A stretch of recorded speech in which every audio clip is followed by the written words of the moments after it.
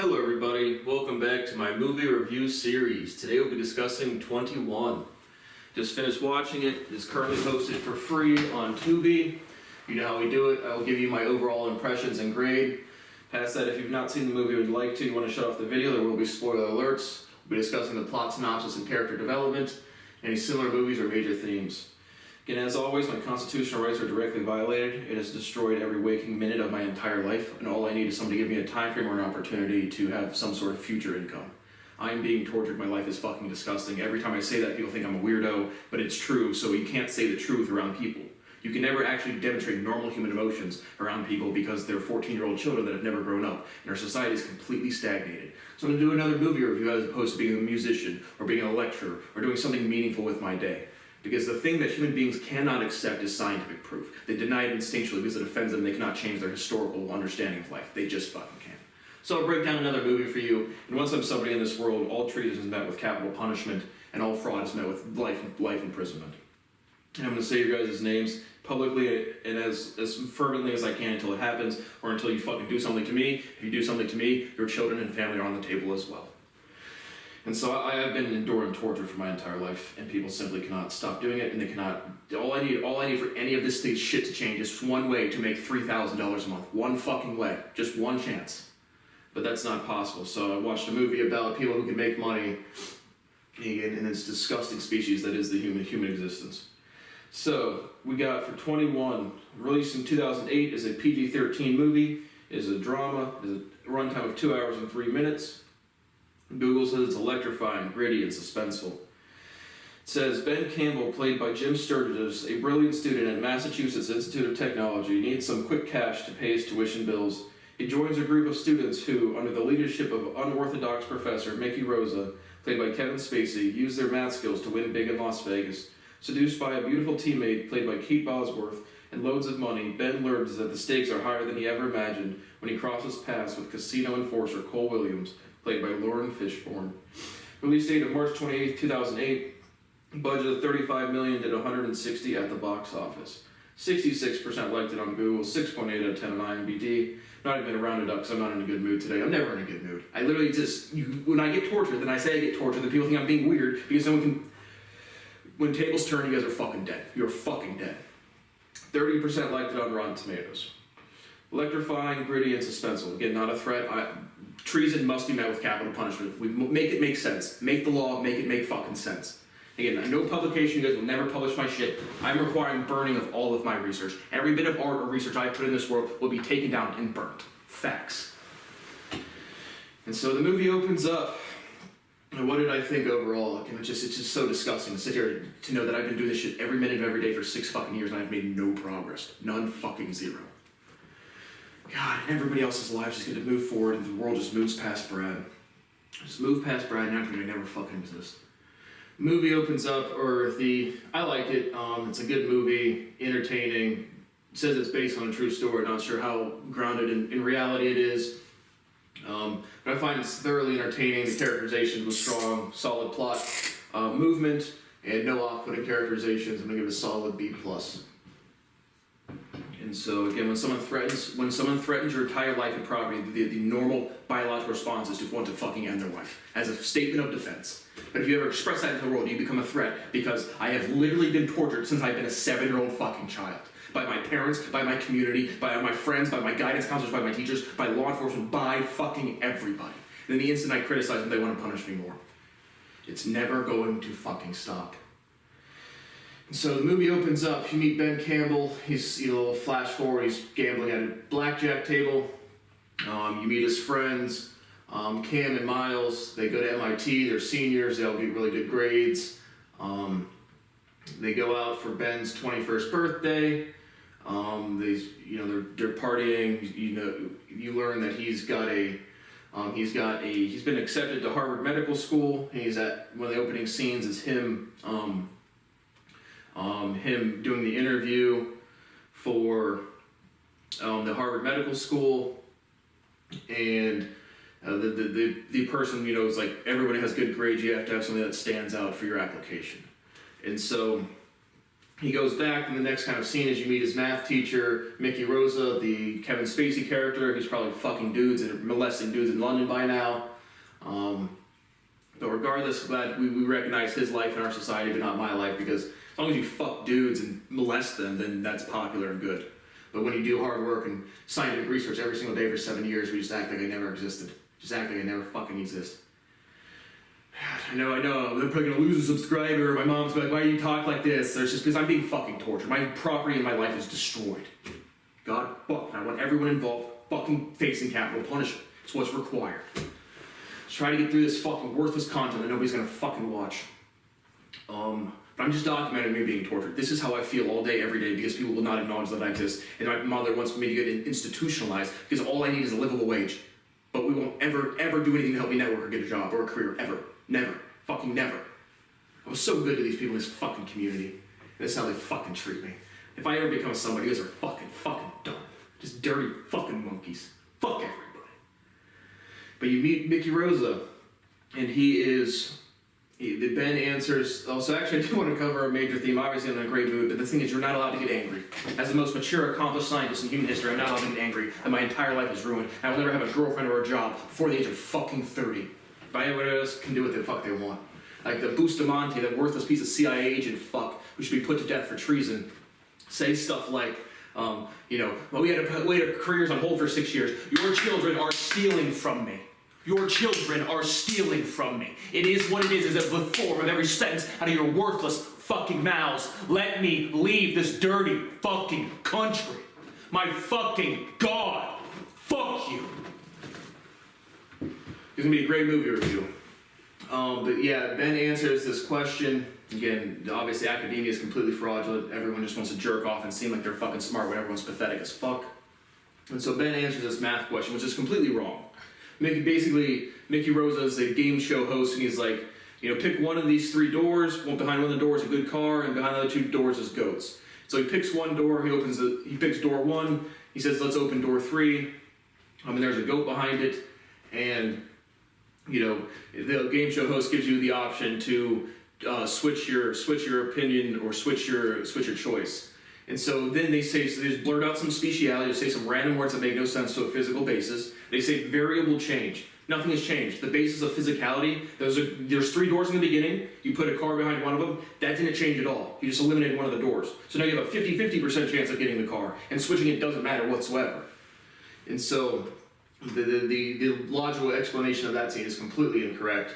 But regardless, that gives Ben Campbell the status of being really smart, which if you're actually intelligent, you'll scare all of the betas that think they're actually intelligent, and you'll never have a career or a family because of it.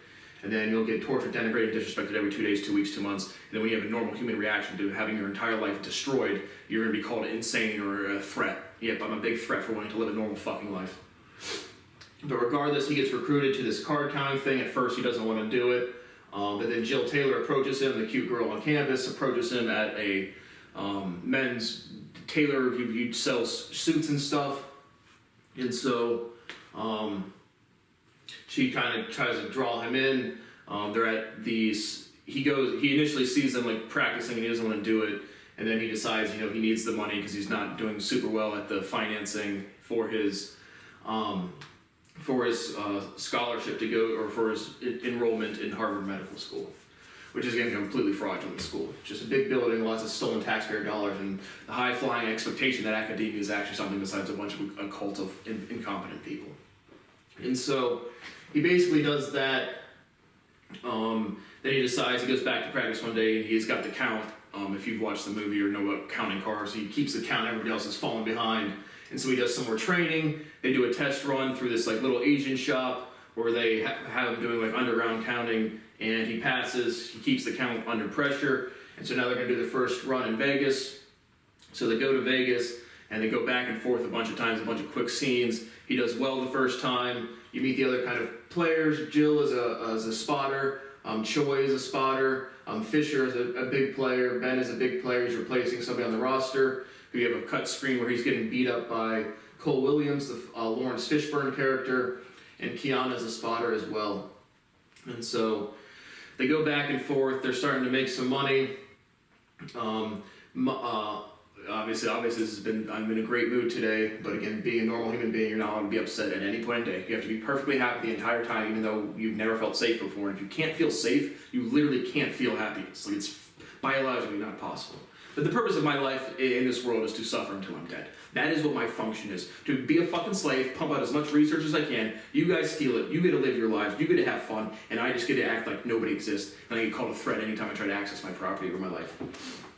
And so, pretty quickly, Fisher becomes angry or jealous of Ben. And he kind of like sabotages one of their playing things. They kind of get into a fight, or Fisher gets into a fight with the security guards, and so Mickey Rosa is like, Fisher, you are off the team. So Fisher gets kicked off the team for getting jealous. They go back and forth through Boston and Vegas for a while. Ben's friends, Miles and Cam, are in a 209 competition, which is like an engineering competition, and Ben is starting to fall behind on his responsibilities and straining the group.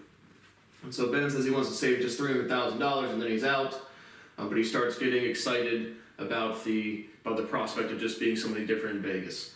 After their initial trial run in the little Asian shop, him and Jill are riding home on the bus ride, and kind of sharing some nostalgia about both of their fathers being passed away. Ben tries to kiss her, and the answer is no.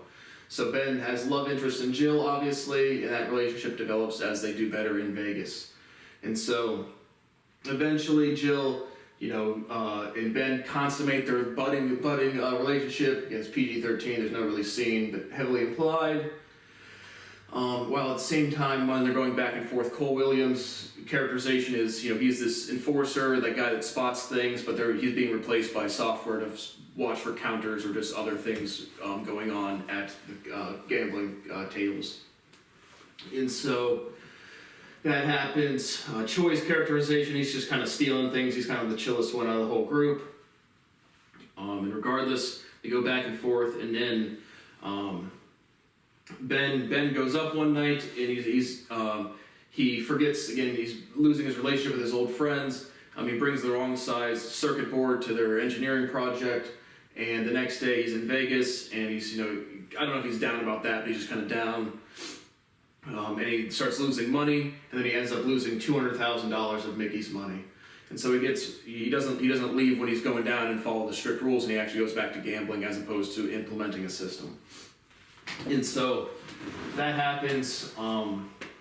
Mickey Rosa blows up at him, and Mickey's like, you guys can all find your way back to Boston, I'm leaving. And so Mickey doesn't end up leaving. Ben rallies the troop and is like, why do we need him? We can run the system ourselves and keep all of the profits. And so they start doing that. Choi's kind of down with it out the get-go. Keanu bends and says she'll do it. And then Jill's the last one that's like, okay, I'm in. And so they start doing it, they're having some success, and then Mickey Rosa's watching them. He doesn't actually leave Vegas and calls Cole Williams about it and gets Ben Campbell beat up. And then Mickey Rosa, who's again a faculty at MIT, he's been covering one of Ben's classes so he can go gamble on the weekends and make money. He stops doing that, so he gets an incomplete, so he's going to lose his graduation as well as his admittance to Harvard Medical School. And so Ben is completely down and out. Again, he gets beat up, and Mickey steals all of his money as well. And so Ben gets back to Boston. He approaches Jill, and Jill's like, freaking out. He's like, Ben's like, I didn't want to lose you too. And so Ben approaches Mickey at both in a math class, and they're kind of talking in code, and Mickey's like, without evidence you'll never prove it, and good luck with that. They're kind of like talking about two mathematicians stealing each other's work as code for their own relationship. So Ben approaches him at an alumni dinner, and is basically like, let's have one more run at it together. Let's work together one more time, make a killing, and we can set our relationship straight. So Mickey agrees. They go back to Vegas, and they start winning, and then Cole Williams comes out and start chasing him. Ben, puts all the chips in a bag, and they start running through the casino. Mickey's like, toss me the chips, we have to split up. So Ben tosses in the chips, and him and Jill make away the other way. So Mickey gets into this limousine, and he's relieved that he's getting away. Then he opens up the bag and realizes it's just like chocolate coins, and that Ben had switched out the chip bag with Jill, and so dollar figure it seems to be like high six figures, low seven figures, but never explicitly said. And then what happens next is, so basically you get a scene to when Cole was beating up Ben, that he was going to punch him, and he like stops his fist and he's like, Mickey took me for over seven figures one day, and I haven't seen him since, so I really want to see him again. So if you just bring him here, you can make a lot of money, and I just want Mickey. And so Ben and Jill have the chips. They're walking away. Mickey's screwed. He's in the limousine with the people that are going to beat him up or confront him or whatever. And then Cole Williams approaches Ben and is like, man, I don't have a pension, so give me the chips as well. Pulls kind of, doesn't pull a gun on him, but shows him he's armed. And then Jill's like, it's not worth it. So Ben gives the money back to Cole. And so he basically he gets, 300 to 600 grand stolen from him twice. And so they go back to Boston. They have some like final narration. And, Ben admits to his mother, who gave him $60-some thousand to go towards the $300,000 tuition. But Ben had lied and said he had gotten the scholarship. So he comes clean to his mom. Again, this is like an overall narration scene, and you just see the characters. It's not like first person talking. But the mom is okay with it. Ben is super happy just to score the cute girl. And he goes and watches the 209 competition. Like his friends, like when he got the circuit board, when he got the wrong size circuit board, they're basically like, we're gonna do this on our own. And so he explains to his friends, Miles, what happened, and he's pretty chill about it. They end up winning the 209 competition, and the final scene is like the narration going into a first person talking scene where Ben is explaining his life experience to the guy, where he's like, he wanted to be dazzled, and so he's like, here, now this crazy life story, does that dazzle you? Kind of implying that he's going to get the scholarship and be able to go to the school. So overall, I found it thoroughly entertaining. And again, the major theme of that scene, when the variable change is completely physically incorrect. And overall, I thought it was entertaining. Obviously, I'm not allowed to get mad or get angry. I'm sure this man's like, oh my gosh, what's wrong with Brad? He hasn't been paid a livable wage his entire adult life. He has 15 careers on the internet. Why is he getting mad ever? Please, I'm begging you. I am hurting and I need somebody to help me. All of these videos are documenting me being tortured. And so there's no dollar figure that's going to satisfy what the fuck I need. Capital punishment for all treason and life in jail for every news reporter, Leslie Picker, Morgan Brennan, David Favor, and all your dumb kids go to school, to college is stealing from me. Like, why can't they be good people and just click on a YouTube video? Why can't anybody do anything to help me? 7 years of prolific and extensive torture. In my entire life, I've been neglected and abused to the point where it's criminal. Please help me. Thank you for watching the movie review.